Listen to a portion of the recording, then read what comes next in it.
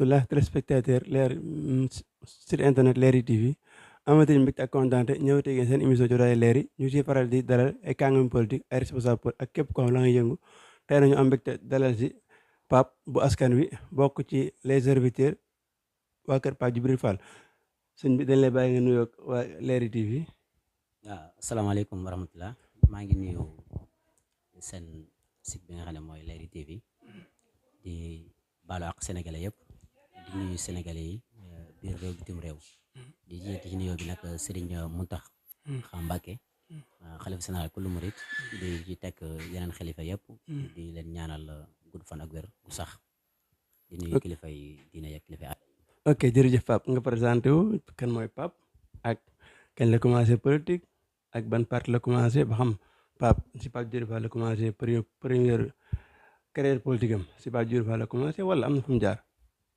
waaw Pape Ndiaye bu askan bi nag mi ngi tàmbali ci politique 2009 mais nag mi ngi ci dëggal boppam bi muy dugg ci 2011 jàpp 2012 maa ngi duggee nag ci parti APR yàgg di jàppale nag président Macky Sall antoon nag ak jigéen boo xam ne moo doonoon sama leader muy Adja Dior Diop maa koy nuyu bu baax mu dëkk Daaru Manaan ak bi ma jógee ci moom it ma jaar ci yeneen kàngami politique yu nekk ci département bi. ok jërëjëf am na solo kon mel na ni doonoo gan ci seen politique malgré amul bëre rek ok jërëjëf sëñ Pape ñu commencé ak actualité bi nga xam moo xew tey gis nañ situation bi xew Dakar ñu baare kër Ousmane Sonko depuis démb ba tey kenn mënu faa dem kenn mënu faa dugg kenn mënu faa génn ñu gis démb mu organisé woon tournée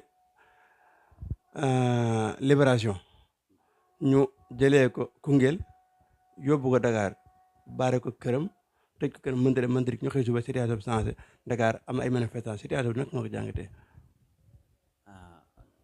d'abord damay continuer di nuyu nag serviteurs yi. parce que man moom dama dee ci ñoom. sama lépp dama ko joxee ci biir serviteurs yi. ok ndax sama liggéey lépp mi ngi jëm ci côté Pape Djibril Fall. xam naa sax man sama waxtaan jàppoon naa ne foofu la ñuy gën a jëm. muy non dinañ fi ñëw mais lii actualité rek côté serviteurs yi. ok ndax réew mi ñu nekk Pape Djibril Fall daf koy wax lu bëri. dafa naqaree waxe moo tax lenn lu ñëw lu nekk rek. daanaka sa gis-gis dañ ciy téye sa bopp. wante nag xam nga dafa am loo xam ne moo am. ndax li nga laaj ni dama ci bëggoon a développé ba ci kanam doog ci jëm mais nag fi réew mi toll. kenn ku nekk am nga ci xalaat. ñun xalaat biñ ci am mooy que ne réew mi jaxasoo na boo xoolee dafa am loo xam ne moo nekk muy politique bi ni mu sensé. gis nga réew. dañuy wax ne soo bëggee defar sa réew. bu la joxee réew. da ngay tabax jikko yi. doo ko tabax réew mi. boo tabaxee jikko yi. su fekkee da nga bëgg a tabax réew mi tabax jikko yi. suñu demee ba ba benn bi nar a mën a ñàkk. bàyyil économie bi tabax réew mi. maanaam tabax jikko yi. boo tabaxee jikko yi ndaw ñooñu suñu màggee. su si côté ndaw ñi. suñu màggee suñu tabaxul ñoom. fekkul nga tabax réew mi dinañ tabax seen yeneen numérom dinañ tabax réew mi. li xew ci politique bi nag kenn ku nekk gis na ko. muy li jëm ci injustice. xam nga bu fekkee da ngay wax ci injustice. dafay naqari bépp sénégalais ñu xool sa moroomu jullit. sa moroomu sénégalais. di dund comme ni nga koy dundee. réew mi bari lu ko ci naqari. nga jël injustice teg ko ci kawam. léegi nag soo waxee ci côté injustice rek. dañuy yaakaar ne da nga war a waxee no ak foofu ci côté tànn njiitum réew te ñaar yooyu bokkuñu. mais bu dee ci côté injustice li ci am. ñoo ngi koy naxarlu. ci seetaan gi ñu seetaan ndaw ñi yi dee. xeex bi ni muy amee. te lu ci bari état bi am ci benn part boo xam ne lépp li ci ëpp moom la. su fekkee dëgg la yàlla bëgg ñu ngi naxarlu li nga xam ne mooy am ci côté Ousmane Sonko. ci suñu mbokki Pastef yi. ak suñu yeneen côté langue politique gi moo dal ku mel ne Karim Wade. ba tey ñuy xalaat dana bokk du bokk ku mel ne Khalifa Sall. tey jii ñu dem bay xalaat ne ku mel ne Ousmane Sonko. kon mu mel ne kon réew mi dafa am yaama neex. jàpp ki la neex. bàyyi ki la neex. loolu moo am ci réew mi. ñu ngi koy naxarlu bu baax a baax loolu mooy xalaat bi ma ci am. ok naxarlu laa ci mën a def. ok am na solo buñ xoolee fi mu toll nii day suñu xëy day ren ci 2011 2012 fii situation tolloon période bii nii ñu gis mën naa li def fee élection 2024 motul at presque ay weer la ñu gis situation réew mi ni mu toll chaque jour nga dégg ñu ngi jàpp ay leader politique ay journaliste ay citoyen sénégalais ñu leen jàpp ñenn ñu leen bu naxata bañ farfaatu loolu lépp ñu koy def ci même réew te Pape Djibril Fall yenn saa yi kenn du ko dégg est-ce que loolu bu ne bëgg na réew mi tamit du am xel ñaar. xam nga boo nee Pape Djibril kenn du ko dégg. amul saa waay ba mu jógee télé ba léegi daanaka ay waxam fi noonu da ngay coos rek. may ma tuuti rek amul lu xew ci réew mi actuellement. ñu war ci wax. Pape Djibril waxu ci démb avant tey. mais dem paas na rek. boobu dawul politique boobu daraan chronique. non mais dëgg la loolu mooy continuer ba léegi. non mais moroomam ñoo ngi ci terrain bi instant bii nii. waaw léegi loolu lañ bëgg mu def ko ci terrain bi. du wàcc jàppale askan wi nga xam ne ñu ngi souffrir fi mu di manifester en tant que koo xam ne da ngaa bëgg jël réew mi 2024. voilà sa population te wàcc ci terrain bi di manifester wu pour libérer pour liberté yow nga tëdd sa kër toog di ko naandaat. xam nga ci côté boobu nga bëgg a waxee. Pape Djibril li ko war mi ngi ci. mooy fekk jikko yi yàqu. mu ne politique bi yàqu na. man politique du ma sensé maay sensé politique. te mi ngi ci yoon boobu. mi ngi koy sensé. tey dem nga ba te ins bi ñu toll nii saaga yi nga doon dégg ci internet beeg yeneen ak yeneen. gisoo ci serviteur. déggoo benn serviteur taxaw di saaga wala muy xaste. loolu nga yaakaar. non si loolu moo am. allez si loolu foo ko teg. fi ma ko teg mooy que ne Papa Djibril dafa taxaw wax ak serviteurs yi ne leen bëgguma kuy xas wala kuy ŋàññi. politique boobu man nekkuma ci. politique gu weerante. xasante ŋàññante loolu ku ma ciy séntu doo ma gis. ba serviteurs yi ku ko doon def sax boo ñëwee. bokk ci serviteurs yi da ngay dindi jikko boobu mooy li ma la wax rek réew bu ñu la ko joxee defaral jikko yi. Pape Djibril dafa taxaw ci defar jikko yi. te mi ngi ci yoon boobu. muy li nga xamee ne moo amoon. ku nekk gis na ne côté diine bi amoon na menace. côté politique bi ci réew mi it amoon na menace. mais moom bi mu ñëwee dafa wax ne. diine kenn du ko fowee. nañu dindi menace bi ñuy def diine def ko ne. xeex bi ñuy xeex ci réew mi. ci xam-xam lañ koy xeexee. mais xeexewuñ ko ci ay yat ak xeer wala toj ak yàq. ok mais Pape Djibril Fall est-ce que politique bi mu bëgg andi ndaw Sénégal est-ce que am nga si yaakaar ne dina mars ndax buñu gisee jamono ji ndaw ñi gën a topp mooy ñi nga xam ne dañuy def discours yi nga xam ne moo gën a attiré gars yi comme discours yu gën a kii daal yu gën a dëgër par rapport ak toog sa kër bu ñu la laalee nga jékki-jékki jooy wala nga xool noo def cappal ay bët est-ce que tamit wax dëgg yàlla nekkul ne day sonal boppam. xam nga li nga ak fi réew mi tool jamono ji nii est-ce que discours yi mel ni mën naa tax mu am dara. xam nga yow da nga jël ñaari façon muy ndaw ñi réer. nga bëgg ma jox exemple ci ñoom. kon da nga jàpp ne ndaw ñi topp yenn leader dañoo réer. non dama ne li nga ma wax léegi mooy que ne ñi nga xam ne. xumbaay la ñu topp. loolu nga ma wax n'est-ce pas. mais moo am. non ñu topp xumbaay ñooñu dañu réer. déet mais réew mi xumbaay defaru ko. déet mais buñ sukkandiku ci ay élections yi fi jaar yëpp. waaw ñi daan def yenn discours comme lu mel ni président Ousmane Sonko ak ñi mu àndal coalition Yewwi Askan Wi ñoom la askan wi batal ñu sëpp. boo xool xam nga nag nit du wax lu mu gëmut. Pape li mu gëm mooy. réew mi war na mën a sensé. jóge ci yi mu nekk jafe-jafe yi mu nekk. toj gi du am. yàq gi du am. rey gi su mën a ñàkkit du am. Pape ci pexe yooyu la nekk te ci la ñu teg. ok gis nañ barki di semaine yi passé ngeen woote seen caajaay benn rassemblement bu am solo ndax mën nañoo xam loolu lan moo ko sabab ak discours yi après lan ngeen ci jëlee loo xam ne amal na leen njëriñ. yaa ko waxal sa bopp ndaje mu am solo. déet.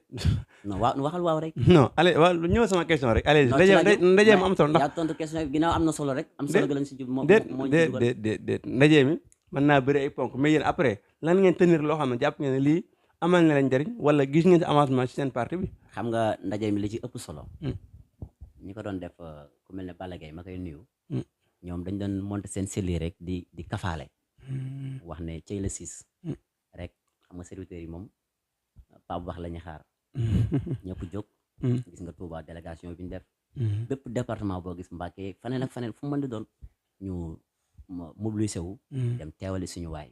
parce que Pape daf fay ñëw rek nga ñëw taxaw rek Pape ji taxaw rek. salaamaaleykum maaleykum salaam daf ñu doy. rawatina nag mu jël loo xam ne. ba léegi dañu koy ndamoo. dañu doon xaar ci moom. nga xam ne Pape laataa muy wax. boo seetloo askan wa fa taxawoon. mbooloo mi li muy bari bari dañ ko wax naan ko jot na. naan ko jot na loolu lañ doon yuuxu. jot na jooju li mu doon wund mooy. Pape réew mi yaa ngi ci doy. war nga bokk ci élection yi ñu jëm. man sama émission yi may def dama naan leen Pape fii 2024. bu ne ma ndax day doon candidat ma ne leen su ko doonu man damay bokk ñu koy plainte. lu tax parce que ëllëg bu réew mi jag ci loxoom lay jaare kon ku mel noonu. warul caaxaana réew mi. Pape bañ a bokk ci bañ a bokk ci élection yi mooy Pape Djibril Fall gëmul réew mi moom Pape Djibril Fall day fonto askan wi parce que ndaw ñi jox nañ ko bopp mag ñi bëgg nañ ko te déggal na mag ñi sàmm na diineem te mi ngi dundee ngoram. ok ñu gis mu lancé candidature am mais boobu ba tey presque Sénégalais yi bëri coowuñ ko fu mu dem ñu yooxaloo ko mel na ni Pape Djibril Fall ba gars yi ba Sénégalais yi bëggoon ba voteel ko malgré ci député daanaka ni mu jàllee baaxul ak yooyu noonu parce que dañ ko sarax mu jàll mais bi mu lancé candidature am bare fu mu dem bu xale Sénégal dañ koy yooxaloo mel na dañ ko weddi puisque Pape Djibril Fall trahir Sénégalais yi. xam nga nag yaa ngi wax ne ndawi Sénégal dañ ko yooxaloo. liñ mën a gis. non ci liñ gis ndax fu mu dem ñu yooxaloo fu mu dem ñu sori ko. xam nga li nga bëgg a wax. bu génnee di victime wu. waaw léegi ñoom ñu koy yooxaloo nga laaj la tax ñu koy yooxaloo. te li tax ñu koy yooxaloo ñoom wax nañ ko. te débat boobu bëgguma ci ñëw. Pape taxaw na non attends Pape taxaw na leeral ko wax ñi ko doon yooxaloo lan lañ wax. déedéet non Pape ñun nag wax dëgg yàlla Pape Djibril Fall sa président ëpp ñu xel gënuñoo gis li xew ci terrain bi wax dëgg yàlla ñun li yëpp bi am dañ koy gis suñuy téléphone direct ñeen de dañ fay yóbbal suñu élément leen li dañ koy gis suñuy téléphone direct comme ni ñu ko gisee direct ñun noonu lañ koy gisee ñeen ñu ko doon yooxoo ñu si bëri am na ñoo xam ne ñu ngi tudd leader mais ñeen ñi tudd leader li ñu wax mooy sawaay daa taraay sénégalais man de fi ma taxawoon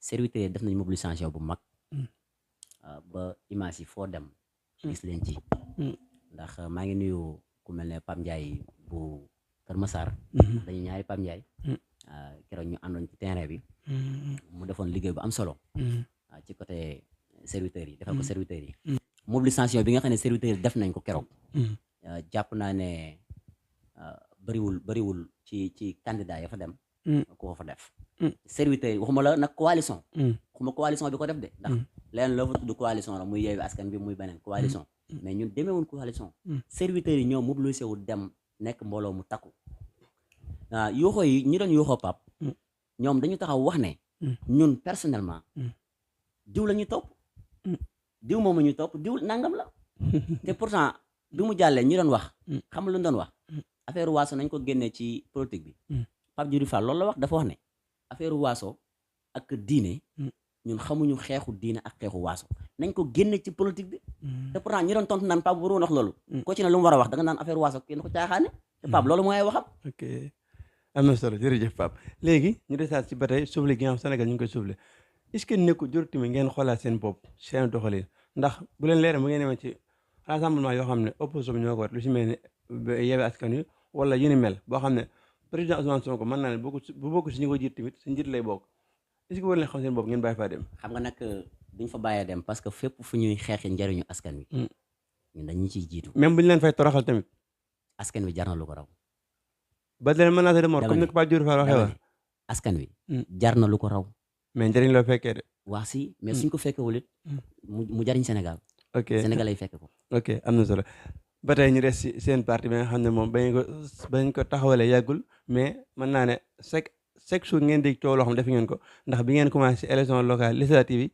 ji nañ leen sàcc parrainage ñuy coow pareeguñ élection bi mu jàllee Sénégalais yi yëpp weddiwaat leen seen digganteeg ak soxna soo nga xam ne da leen a porté plainte ngir lan da ngeen demoon coalition ba sa biir ngeen sàcc ay parrainage am malgré leen ko waxoon li si bëri gisu ko ba mu juróon coow ndax loolu mën nañoo xam lan moo ko waraloon. xam nga li nga wax jiñ nañ leen fi sàcc parrainage néew sàcc nañ parrainage. dañ leen ko waa xaaral rek buñ sàccoon day leer ci yow. ba boo toogee man moom leeru ndax coow laa gi damaa gis responsable politique bu génn wax yéen ngeen génn wax ba léegi amul benn firnde moo tax ma tooyoo laaj may ma tuuti ma wax la ok kon yëg nga ne dañoo pelante woon yëg nga loolu yëg naa ko waaw léegi bi nga ko yëgee xanaa war nga mën a xam pelante bi fu mu mujj ba tey yëg ndax yéen waxu leen tey yéen moom seen mbir lu xew da ngeen dégg nëpp nëpp mu dem ba léegi xamoo fu mu mujj daa mel ni nekku leen tul leer kon déglu nga li soxna si wax ci parrainage dugul naa ko déglu nga li Pape Djibril Fall wax ci dugul naa ko lu la ci doy jàpp ko mais man bëgg lu ma gën a leen moo tax ma toog laaj la ndax yow ku nekk ci parti bi kay xanaa bu la laajee bu la waxee di nga mën a gëm li gën a leer moom Pape Djibril Fall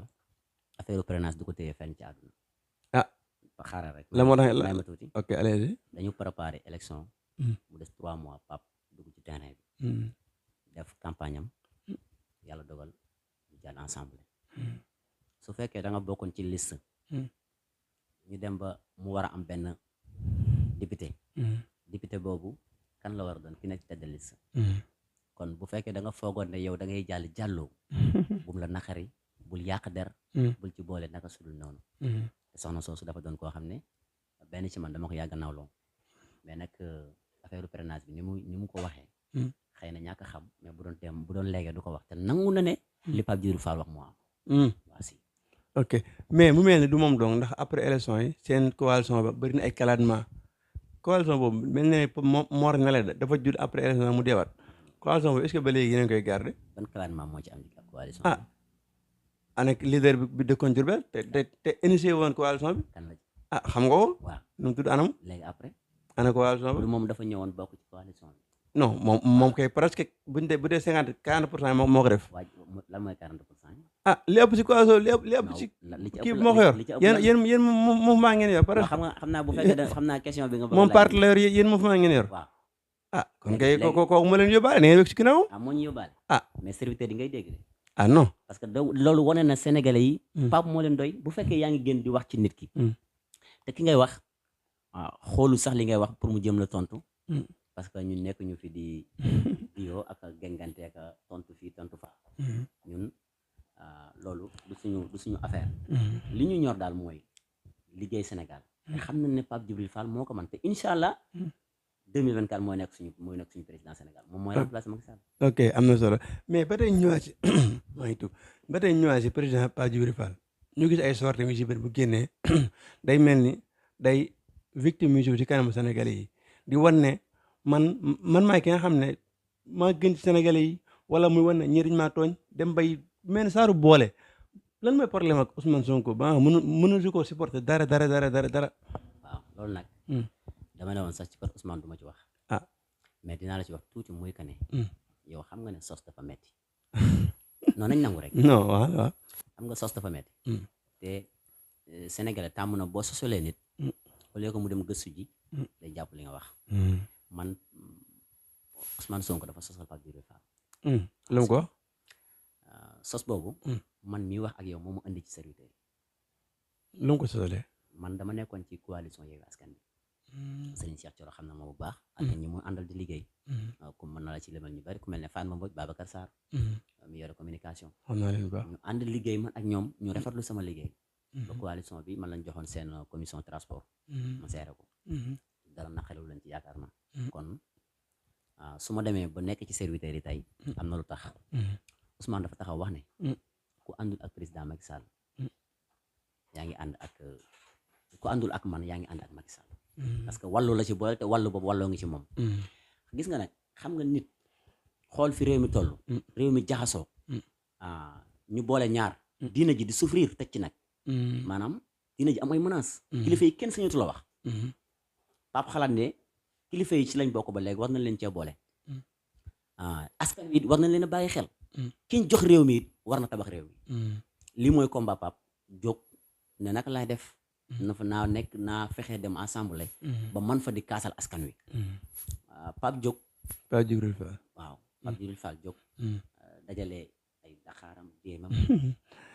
di pan gas ci àll bi rek. waaw ci ni ma xam nga am na bis maa ngi koy wax lu bari. am na sama xarit boo xam ne dafa dem ba Ndar. di nga xam ne ki may wax. vidéo Pape Djibril Fall ci ñaari oto yu mu yor di ko campagne. rajo yi di paanaka def bi kenn xamul. non moom yéen kay rom ngeen ñu fu ne. voilà mu ne ma gis nga sa waay ji ngay suivre. mi ngi nii de amul sax oto yu doy. parce que kon te campagne bi oto yi taxul ñuy wax. li ci ëpp solo mooy kii wax na doon ku nar a defal Sénégal. kii wax na doon koo xam ne ëllëg bu réew mi jag moom carrément dina ci jouer lu mat.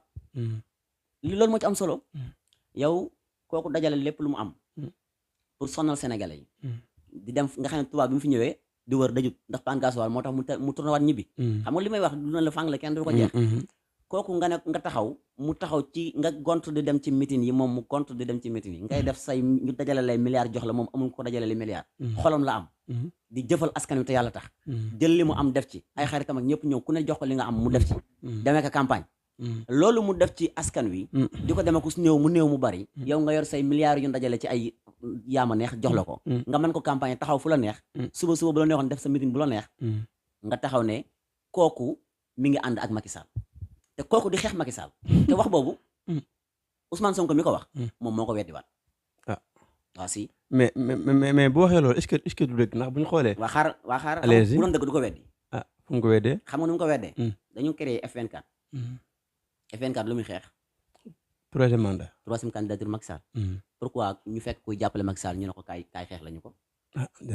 kon moom mi ko waxoon moo ko weddi. F24 moo déplacé wu seeti Pape waxtaan ak moom pour Pape ñëw. Pape ne leen fépp fu ñuy xeex troisième candidature Macky Sall. man ci laay bokk. te boo demee assemblée nationale. ministre bu fa taxaw. Pape wax na la sa sikk ci côté askan bi. li nga bàyyi li nga waroon a def. li waa léegi. kooku kon fan la jàppale Macky Sall fan la féete. kon suñu digganteeg Pastef dara jàmm rek a ci nekk. li ci nekk mooy. Ousmane. dafa sosol Pape. mais weddi gi mu ko weddi bu ko sénégalais nangoo rek ñu continuer ci jàmm. mais dafa mel loolu da leen metti dafa metti Pape Djibril Fall ba mënuñu ko wanaas parce que sortie bu mu def dina gaarawaale Ousmane Sonko ba léegi mënu ko wanaas sortie bu mujj bii rek parce que wax jëpp Ousmane Sonko la ko xëpp. Pape du gaarawaale. déet waaye day gaarawaale moom. xaaral ma wax la Pape du góor guy. sortie mujj xanaa gisoo xanaa non. dama ne Pape du góor guy teesante. du góor guy gaarawaale. léegi tamit bokk ci de. te li mu xam. bu ko waxoon. kuñ fi mën di topp ci politique dina la bàyyi topp Pape. lu tax. waaw si daf leen a xam bu baax am fu ñu jaar ak ñoom parce que affaire corrompu nekk def nañ ko ci Pape pour mu noppi. Pape noppiwul lu ne def nañ ko. mais est-ce que li nga wax ni nekkul loo xam ne day waroon ndax bu ñu déggee Pape Djibril Fall ci ay sortie moom li mu waxoon mooy mosut a xam Ousmane Sonko mosu koo gis mosuñoo dajee fenn. loolu mi ngi koy wax ci benn émission bu mu doon def TFM. waaw xam nga dama la wax ne la Ousmane li mu waxal Pape moo mu indi ci serviteur yi. man damaa siifu Pape ci jamono yooyu. ma xool Pape. bii muy doog a door. bu toogee ci télé. li muy wax ci côté yëpp. Pastef bu ñu xëyee dañoo dagg vidéo yi Pape yi. pour partager. parce que arrangé na leen. te Pape dëgg rek la wax te yàlla tax. xëy na man mu ne kii ni ma ko gisee mooy ni Nangam Njaay moomu def ni Mara Nangam def. kon kii dafa xàll yoonam pour ñëw jàppale Ousmane Sonko. kon kooku jorul ma koy siifur. daal di pare ci moom. topp Ousmane Sonko. ma xëy bis Ousmane ne kooku ànd ak man Macky la àndal. ma ne kon xëy na yoon yu mu jaar dafa arrangé wul Ousmane mu taxal ko xaaral ma gëstu ba xam. ma dem ba ci biir xam ne kii góor dëgg la. te ku Sénégal ñor a ngi nii. te li may gëm man mooy Pape bis bu Sénégal di jag moom. ci loxo serviteur lay jaar te Pape Djibril Fall moo koy jiite. ok ma ñëw tuuti. ma ne kon comme que topp naa ba xam ne Pape Djibril Fall mi Sénégal rek ko ñor. du yoon nag. may fekk kuy sosa ko wor kuy sosa ko wax lu naka su dul noonu. may topp ci ginnaaw Pape mi ma doy laay topp. loolu ma mën ci serviteur yi. ginnaaw bi nga xam ne Pape Djibril Fall li nga wax lépp mooy askan dong moo ko ñor président Macky Sall bi nga xam ne moo jiite Sénégal woote dialogue boo xam ne jàpp nañ ne Sénégal fi mu toll nii soxla na toog waxtaan ndax situation yi nekk nii presque réew mi jaxasoo goo xam ne toog waxtaan moo ko ma réglé ñu woote si lu mel noonu Pape Djibril Fall bañ na dem loolu fu mu ko teg. xam nga dialogue boobu ngay wax dafa am lu ko jiitu. lan moo ko jiitu. ndax dama bëggoon ñu def ñaar. oui. dialogue bi. opposition bi nga xam ne ñoo ci war a dem. ñoom ci seen bopp. maa ngi leen di ñaan ñu dajaloo bala ñoo dem parce que Macky workat la. te Macky dama koy wax fii ñëpp dégg Macky workat la. waaw du ma ñëw ci côté boobu jëruma ci sori. lépp boo xoolee ñi mu àndaloon démb ñëpp daf leen a war. xanaa da nga cee bokkoon. non man xam nga man ànduma ak Macky ngir séntu ci moom lu may defal mbaa lu may jox. loolu dina ci ñëw sa benn bokkee gi nga ne ko dina ñëw mais nañ egg ci Pape Djibril Fall bu pare foofu moom dina ci ñëw incha allah. si côté bi may waxee mooy ñoom ñu dajaloo wax ci yan condition la ñuy àndee ci dialogue bi bala ñoo dem sa waaye di xool kenn ku nekk loolu arrangé mu coppati ca maanaam xool li arrangé Khalifa Sall mu jël ca tuuti li arrangé Karim Wade mu jël ci tuuti li arrangé keneen ak keneen mu jël ci tuuti moom nag xëpp li jël li ko arrangé moom door ci seen kaw bu ñu nangoo li leen arrangé faaw ñu nangu li arrangé Macky. waaw si dama jàpp ne dañu waroon dajaloo ñoom ci seen bopp waxtaan ci yan condition la ñu demee ci dialogue bi ba pare Macky laata dialogue bi dafa waroon na wax ne leen man du ma bokk ci élection yi ñu jëm muy lu leer ministre de l'intérieur bi nga xam ne moo fi nekk kenn ku nekk xam ne Antoine Macky Sall la moom lay liggéeyal ci lépp réew mi ñoru ko Macky rek ko ñor parce que ñoom defuñu xam na ne bu fi Macky jógee ni ñu yore Sénégal di ko yàq jaxat def lu leen neex bu fi Macky jógee ñu jóge fi ñoom xam nañ loolu ba pare buñ defee loolu ba pare ñu doog ne rek dañuy woote dialogue bi ci lan la jëm élection yi ñu jëm ñi nga xamee ne naruñu woon dañ leen a éliminé woon ndax politique ñu fexe ñu bokk ku mel ne Karim Wade ku mel ne Khalifa Sall ba ci Ousmane Sonko mi ñu ko teg tey nga xam ne ci tànk yooyu la nekk te day mel ne daf ko jekku bu boobaa nag ñoom ñu doog a d'accord dem ànd ci dialogue bi su boobaa Pape ku ko tàllal loxo dana xam ne lii defar Sénégal moo ko tax a jóg mais ñoom dañoo pare pour defar seen bopp kon da nga jàpp ne dialogue bi ña fa dem ñëpp deal mën a fi yóbbu pas intérêt sénégalais yi ku si mel Khalifa Sall ak Karim Wade ak waa PDS comme waa taxaw xam nga ak d'autres candidats yi nga xam dem nañ yëpp leader yi nga xam dem nañ bokk si nangoo bokk si dialogue bi yëpp ngir seen intérêt sénégalais yow nga ne intérêt seen bopp mën a fi bàyyi ñi ci ëpp seen intérêt bopp lañ fa yóbbu kon Khalifa Sall da nga jàpp ne ak Karim seen intérêt mën a fi bàyyi boo jàppee loolu rek jàppal loolu ah déet man damay laaj xam nga Khalifa ak Karim su ku mel ne Karim Wade nga xam ne Macky daf ko tooñ kooku damay jàpp ne sax Macky waru ko woo dialogue la moo tax waaw si daf ko waru woo dialogue parce que nit ki boo ko tooñee da nga war a dem baalu ko mais Macky moo jiite réew mi dama ne am na droit waxtaanee lépp am na droit woote waxtaan Macky moo jiite réew mi mais laataa waxtaan wi dafa waroon a xool li mu yàq ci réew mi ba pare mu jéem a rectifier loolu li mu yàq ci réew mi mooy taxaw wone ne dafa nar a bokk ci élection yi affaire troisième mandat bi te dara may ko dinañ si ñëw ok léegi ba ñu des ñu ñëw seen parti bi nag au niveau de région départementale gis nañ les serviteurs fii nii doo leen gis ci terrain bi doo leen dégg fenn ñoom daal seedox lañu toog yenn saa yi njëg xappal ñu ay photo naan département de Thiès def nañ fa lii mais département Mbacké amu leen dégguñu fi benn bruit est-ce que yéen a ngi liggéey département Mbacké def fi bruit moo tax tey jii tam moo ci émission non non déet man nag damay war di invité rek dama invité waa Poste invité waa PDS invité woon naa leen dinaa leen invité waat invité woon naa ma aji kon xam nga ne serviteur yàgg nañoo def effet fii ah non man sama plateau jëmbul kenn damay wër ma laaj la benn affaire du yaa ngi siiwur serviteurs yi ci département Mbacké bi ñuy pare dugg ci koor gi ba nañ dugg ci koor gi di ko génn li ñu xam ne def nañ ko fii kon da nga bëgg na daal teewul ci sa bët yow non gis naa ko mais ay ñett ni ay ndogu ñett ni ñeent nit ngeen dajale mbooloo moom daa tegal ñett tàndarma gis nga li nga gis li nga gis yow warul nekk question boobu mooy posé ndax gis nga ko sa bët yow ah non déet faaw ma laaj la ndax ni nga ko gisee ni nga ko gis ne ko sénégalais gisee serviteurs yi fépp foo xalaat ci Sénégal def nañ fa ndogu teg ci nag joxe ay suukari koor ok mais léegi ñu gis ngeen xew ñu gis léegi fan yi ngeen jugte ay massification jamono ji buñ doon xayma ñaata massification ngeen amagun fii ak après élection locale yi législative yi boobaak léegi ñaata massification ngeen amagun ak seen parti bi ni muy doxee fii ndax mi ngi avancé pour yéen wala déet massification fan ci national wala département bi département Mbacké bi waaw wax dëgg yàlla ñu ngi ciy def liggéey bu am solo mooy nuyu ñu nga xam ne ñu la bokkal massification yi ku mel ne Ibra Diop di jàmbaar ku mel ne Serigne Seydou Ndiaye ak ku mel ne Soxna Awa Sall maa ngi nuyu Soxna Awa bu Ndindi ñun taxawaay ñu taxawaay bu am solo ndax serviteurs yi fii ci département bi kenn ku nekk xam na ne seen liggéey dafa fes ndax suñu demee ba aw nit di la woo ci nga defal leen sampal leen ay cellules ñoo xam ne yëguñu tinuñu ba ñuy créer seeni mouvement ñu ko yëg kon serviteurs yi ñu ngi dox bu baax a baax fii ci département bi mais léegi fii ndax man au niveau départemental kan moo fi coordinateur bi ak baaxam fii tournée yaa xam Pape mi ngi koy tourné ndax gis nañ mu lancé ay tournée commencé ko Fatick après mu wër côté yooyu noonu ndax mi ngi préparé pour ñëw fii nii région de Diourbel Pape nag foo xalaat ci Sénégal dina fa dem est-ce que duñ ko xeeree dama ne xeer buñ xeere Pape ni mu nar a def Sénégal ëllëg jar na ko man sama fekkee sama wuute Pape buñ ko joxee réew mi lépp dina jag ok yéen a ngi koy xaar wala ndax ak wax na leen ban bis la fa ñëw ak yooyu noonu non Pape ñu ngi koy xaar mais nag li ci ëpp solo mooy moom moo ñuy xaar ñun heure bu neexu ñëwal mu ñëw Pape nekk na koo xam ne maa ngi nuyu ku mel ne Ibrahima Khalilou Laye maa ngi dégg benn jour mu koy wax Pape heure boo ko message mu tontu la heure boo ko woowee bu jàppee su paree dina la woo soo ko woowee téléphone am lay jël na la maa ngi def nangam dinaa la woo yëg-yëg boobu mu am ci nit ñi boobu la ko nit ñi delloo voilà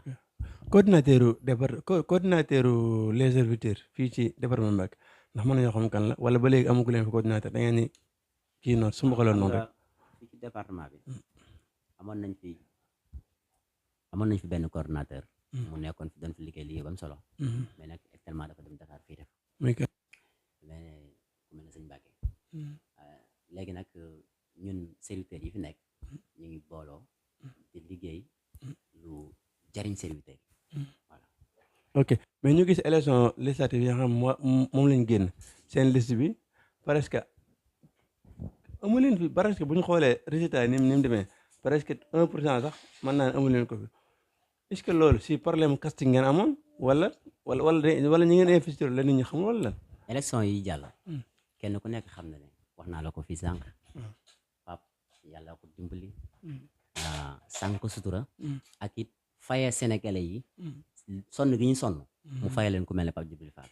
Pape yalwaanam dafa këppoon ba pare. lu ko këppoon. mënoon na sax bañ a bokk parce que dañ ko sosal. sos boobu ñu ko sosal nag. ba tey ci lay nekkaat di ci wax. bari na lu ñu foog ne da ko yàq ci élection yi te yàq ko. li ci ëpp solo daal mooy Pape mi ngi assemblée te mi ngi kaasal askan wi. ok léegi ñëw si affaire troisième mandat bi gis nañ élection 2012 2011 ni réew mi jaxee woon ba jamono jooju gis nañ président Macky Sall mi nga xam ne période bii moo nekk président fi ñu toll nii discours yi am naan def yëpp ba gis nañ fan yii nii mën naa ne vidéo yu bëri gars yi ñu koy génnewaat di fàttali ay waxam ñu gis ni muy doxee nii est-ce que yéen en tant que ay politiciens bokk ci parti bi nga xam mooy les serviteurs ndax da ngeen am yaakaar ne président Macky Sall ba léegi waxul nag waaw wala déet mais est-ce que yéen da ngeen yaakaar ne day def troisième mandat wala déet. yow sax loolu nga yaakaar. man moom leeruma dara leeruma. leeru la waaw Pape kii nga xam ne mooy président Macky Sall. gis nga li ñuy waxee réew. noo ko laajee. noonu nga koy yoree. te Pape Djibril Fall dafay faral di wax ni. ñi nga xam ne ñoo yor réew mi ni ñu ko yore baaxul. ñu koy laaj depuis 1960 ba léegi noonu lañ koy laajee. laaj nga ko baaxul.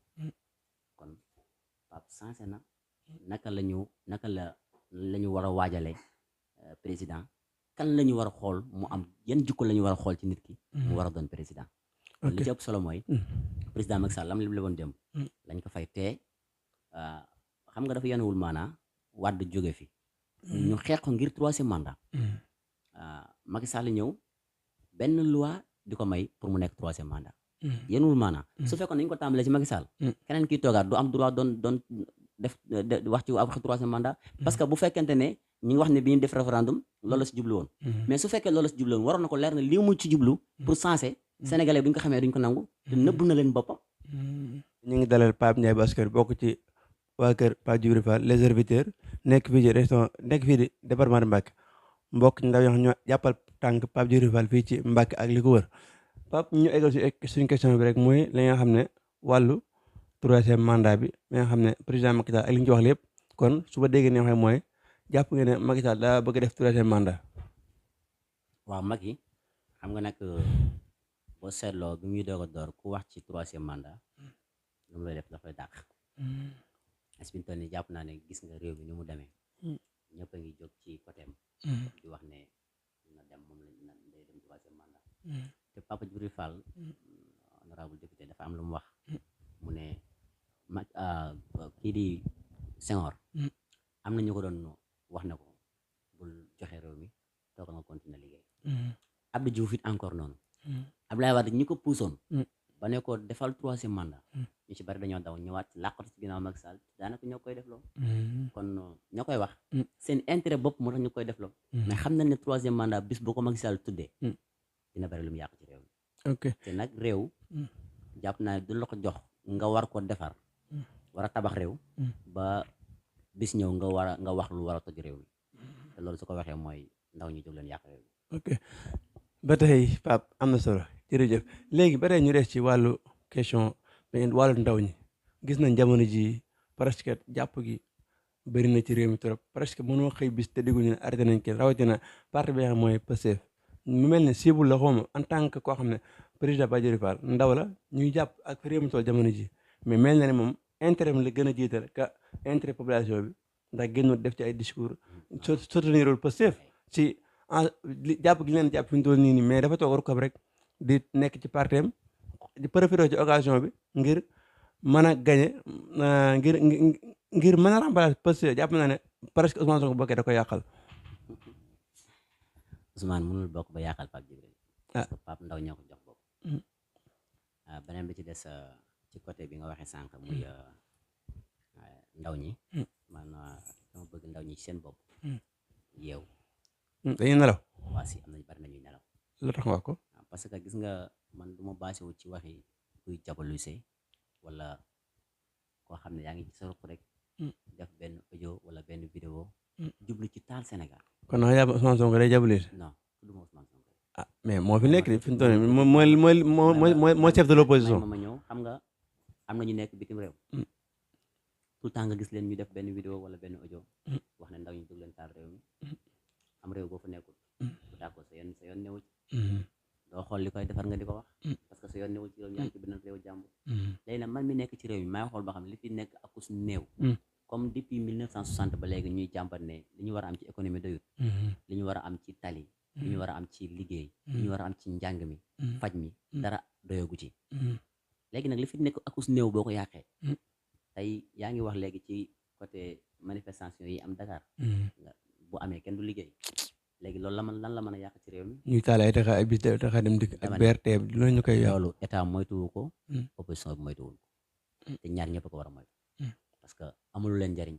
parce que état bu dee dafay nekk defar. bay dem ñu yàq lim jotoon a defar. ki nar a ñëw. xam na ne dara jagut. balaa ñëw ñu yàq li fi nekk. amul njariñ. day na waar. kon nañu waxtaan. ñu xool li nga xam ne mooy jàmm ji. ñu dox ci. parce que ndaw ñi ci seen bopp man laa am lu may wax ak ñoom. waxuma ak benn leaderu politique boo xam ne. da nga fi nekk. di woote ci leneen man li may wax mooy. ndaw ñi nañu xippi seen bët xam ne yàq gi ñuy yàq defarul Sénégal. voilà. ok ñun ba tey ñu ñëwaat ci wàllu ndaw ñi mais wàllum journalisme Pape Djibril Fall ku ne xam na ne journaliste la woon mais jamono ji dafa mel ni cible bi nga xam ne moom lañ cible gars yi mooy wàllum journaliste yi ñenn ñi ngi leen arrêté ku ci mel ni Pam Ndiaye ñu ngi ko jàpp boobu ba tey bàyyi guñ ko bari gi dem moo ñu jàpp sëñ Saliou Guèye ne du journaliste ndax amul carte presse est-ce que bu ñu demee ba am réew toll foofu jurut tiit en tant que koo xam ne journaliste nga woon am nga xam-xam daa nga chronique ñu jàpp say naataango nga toog ak su boobu est-ce que loolu tamit loyalité la. waaw xam nga Pape nag man damay wax ne journaliste la mais bu doonte ne journaliste dafa am wàllu yu journaliste yi la woon. loolu mooy lan moom. dafa liggéey ci journalisme yi ba jóge ci gis kenn gisul lu mu yàq. wala lu mu wax loo mën a teg baaraam. kon nga jàpp ñi jàpp ñoom dañoo yàq. non déedéet maanaam ci côté li nga ne say morom. ay morom lañ ndax ay naataangoom lañ ndax journaliste moom képp koo xam ne yaa ngi ne si wàllu presse rek sa naataango la. Pape nee na jikko yi mu jàng ci Serigne Touba. jikko yi nga xam ne moom la gis ci mag ñu baax ñi fi nekkoon. sa loolu yàgg nañu ko dégg est-ce que nekkul waaw may ma tuuti rek. est-ce que Pape Djibril Fall tamit nag dañoo bëgg nax wax dëgg comme ni ñu Idriss Seck naxee woon nekk fi naan ay bala maa dee Pape jéegi-jéegi indi ñu ay bayit bëgg saa ñun léegi yeewu nañ de rawatina murid yi. li nga bëgg a wax loolu li ma bëgg a wax loolu li nga bëgg a wax loolu te bëggoo ma wax li may wax. ah déet Pape nee na jikko yooyu. bi muy dem ci journalisme moom la ko yóbbaale ba kenn mënu ko jàmbaara. bi muy ñëw ci langue politique gi moom lay indaale. kon journaliste yi nga xam ne jàpp na leen. maa ngi leen di masawu te di ñaan yàlla teggil leen natt bi. natt du ñàkk. wante nag li ci ëpp solo daal mooy. réew mi jaxasoo boo xam ne. nit ki lu muy wax. na nekk lu ko leer. mais li lay jàppee est-ce que yenn maanaam koo xam liggéeyam lay def nga arrêté ko si koo xam ne amoo benn droit pour arrêté ko si loo xam ne mi ngi ci liggéeyam nga ko si arrêté. xam nga nag koo xam fekkoon day politique waaye koo xam ne moom liggéeyam bi mu nekk am droit de l'information joxe ko nga fekk ci liggéeyam jàpp ko di ko laaj ay sources ak yoo mënta xam. yow da xam naa ne di information boo joxe bu leer lay doon. man moom ñun waa leer yi moom lépp ñu wax day leer moom. voilà kon nag na yeneen journalistes yi def comme yow. bañ a parparloo. bañ a wax naka su dul noonu. est-ce que naa jàpp ñoom dañuy parparloo. dama ne. yow ci sa bopp. loo wax loolu leer la. loolu wér na moom kon joxeel exemple ci yeneen journalistes yi. ah déet mais ñoom tamit man ni ma jàppee lépp lu ma jox day ñoom tamit noonu jàppee li ñu jox day ndax ñoom ku ne say sur ngay am. kon yow jàpp nga ne état da leen a jàpp te ci naka su dul noonu. ah man de loolu laa jàpp ba keroog ma gis leneen. kon état na leen bàyyi.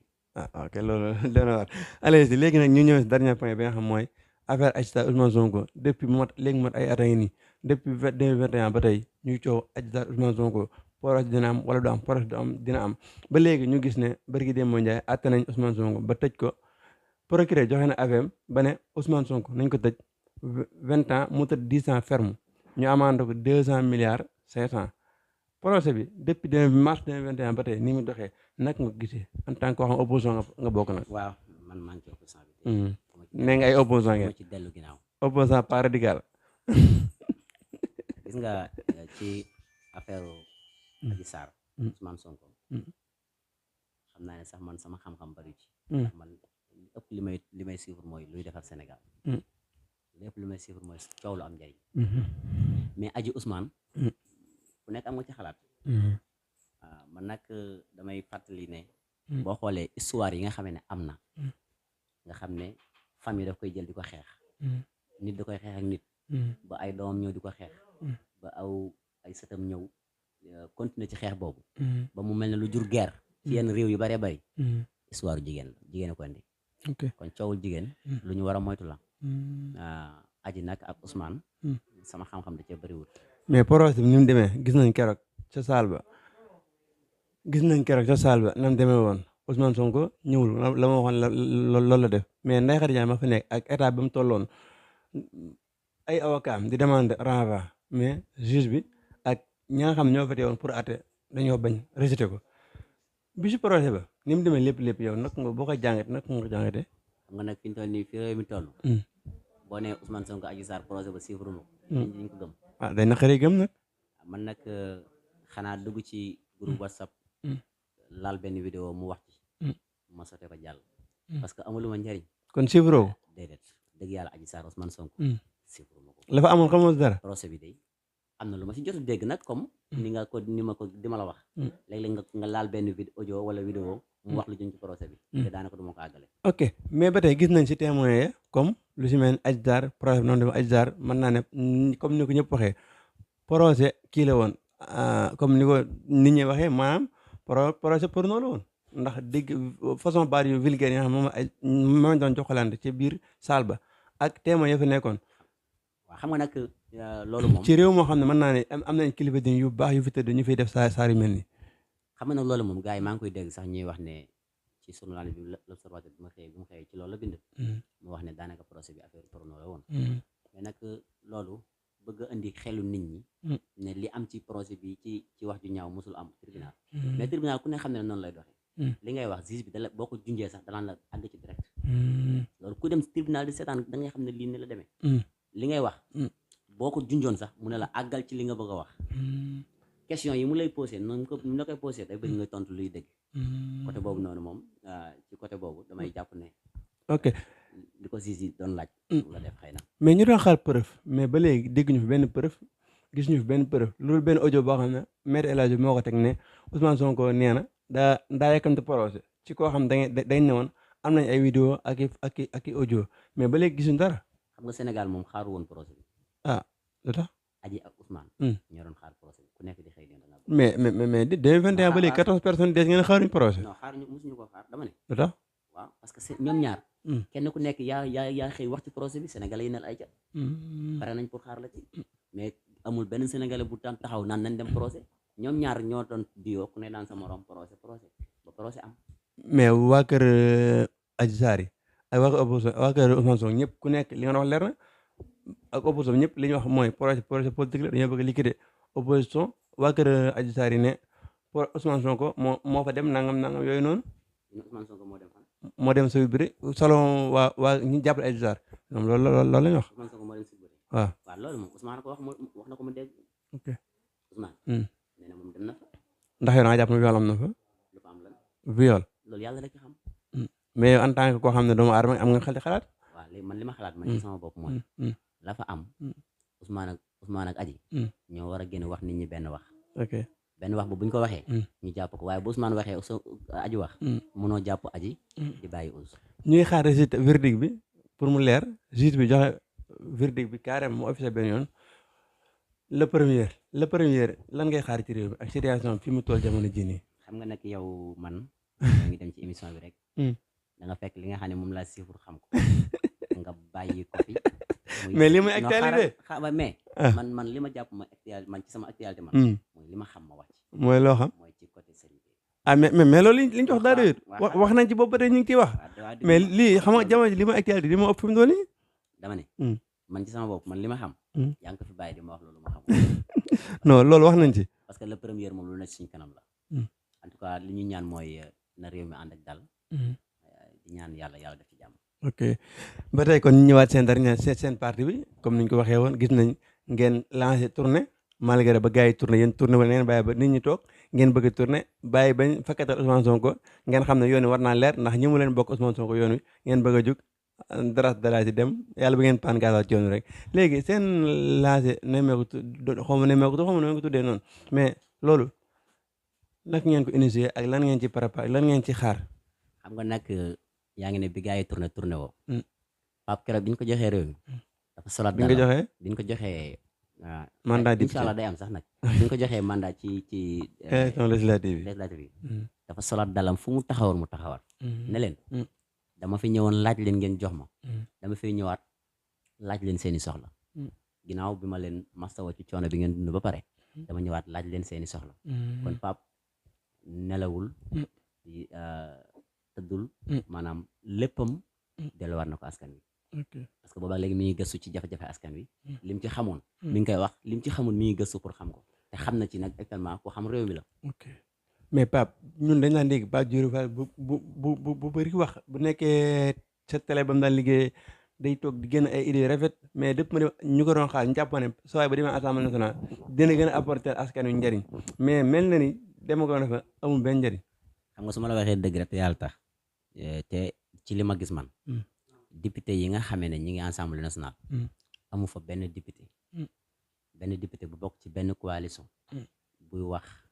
li Pape di wax ku dul ki ma yaakaar ne li Pape wax mi ngi koy wax muy Guy Marius Sagna su dul moom gisuma keneen ku fa wax loo xam ne xanaa bu ñu tuddee leader sangam nga yuuxu ñu jóg taxaw ne leader nangam day bokk ñu ne bàyyil diw dangaa sonal diw looloo fa am ñu ne Macky Sall fi gën ñu ne Ousmane Sonko ñu ne Khalifa Sall ñu ne Wade ñu ne Karim Pape Djibril Fall heure bu taxawee dafa leer na kii ci jafe-jafe askan wi lay wax mi ngi ci paj mi mi ngi ci njàng mi mi ngi ci mbay mi ak yeneen ok dañuy gis bépp leader politique boo xam ne am nga xamante ne yor doon candidat ci élection présidentielle yi da ngay wane sa